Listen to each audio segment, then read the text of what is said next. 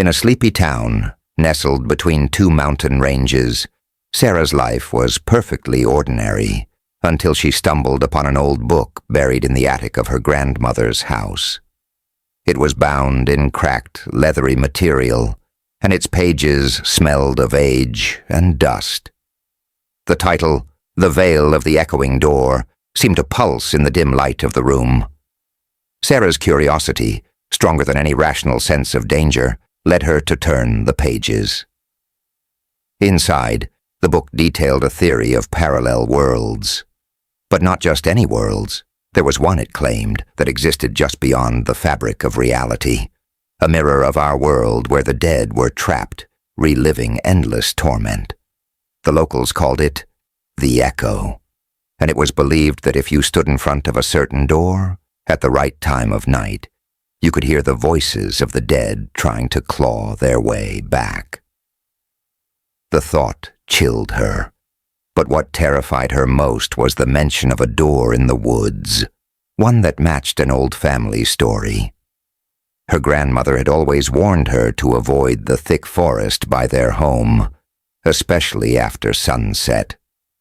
"That's where the Echo door hides," her grandmother used to say, "and those who enter never return the same." Sarah didn't believe in ghosts, not really. But that night, the book lingered in her mind. What if the stories were real? Against her better judgment, she ventured into the woods as dusk began to fall. The air was heavy, and the trees seemed to press in on her, their shadows twisting into grotesque shapes. She walked for what felt like hours, until finally she found it. A door standing alone in a small clearing.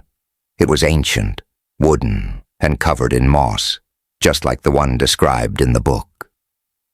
Her breath caught in her throat.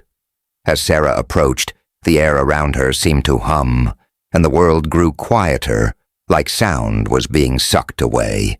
The book had warned that once you opened the Echo door, there was no going back, but she had to know. She had to see. She hesitated only a moment before gripping the cold, rusted handle. With a slow creak, the door swung open to reveal nothing.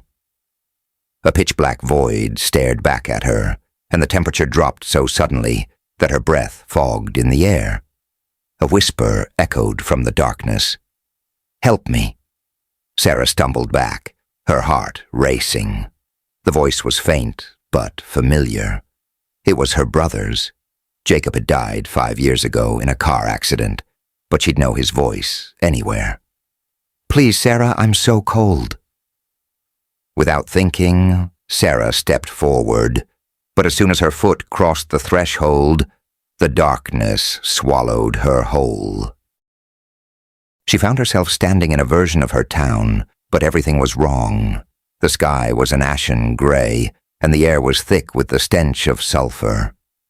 Buildings that had once been warm and welcoming were twisted, blackened husks. Shadows moved unnaturally across the ground, and the faint sound of distant screams echoed through the air.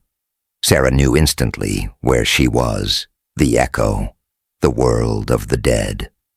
Panicked, she turned to go back through the door, but it had vanished. Only the blackened trees remained. A low guttural growl came from behind her, and she spun around, eyes wide. The thing in front of her was monstrous. Its skin was charred and cracked, like it had been burned repeatedly and never allowed to heal. Its eyes were hollow pits, and its mouth stretched into an endless scream. But worst of all, it wore the faint outline of a face she recognized. It was her brother, or what was left of him. "Sarah, please help me." His voice was nothing more than a rasp, like his throat had been shredded by endless cries for help. He took a shuffling step toward her, and behind him, more figures began to emerge from the shadows, all twisted, all screaming for release. Sarah backed away, her mind reeling. This place wasn't just hell. It was a grotesque parody of her world, and those trapped here, the dead, were doomed to wander in eternal torment, barely clinging to what little humanity they had left. Suddenly the ground beneath her feet shifted, and the air became even thicker, suffocating her. The dead were closing in, reaching out with skeletal hands, their fingers like claws. She had to get out. She had to escape before they dragged her down into their endless suffering. But then she heard it again. Jacob's voice, clearer now, cutting through the cacophony of the damned. "Sarah, you opened the door. You let them in. They'll come for you next." Her blood ran cold as realization dawned on her. By opening the echo door, she hadn't just entered their world. She had given them a way into hers. With a scream, she turned and ran, her heart pounding in her chest. The shadows of the dead chased after her, their moans growing louder, more desperate. She didn't know how far she ran or where she was going, but she didn't stop. Finally, she reached another door, a small, weathered one, much like the one she had entered through. With trembling hands, she grabbed the handle and flung it open. The world shifted again, and she collapsed onto the cold ground of the clearing, gasping for breath. She was back. The woods were quiet, the air still. But something was wrong. The door was gone, but the trees still seemed too dark, the shadows too long. And then she saw it, a figure standing just at the edge of her vision, watching her with hollow eyes.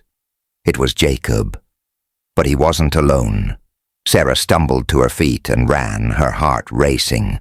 But deep down, she knew the truth. The echo had followed her back. The door might be closed, but the dead were still with her, always just a step behind, waiting for the moment when the veil between worlds would open again. And when it did, they would come for her.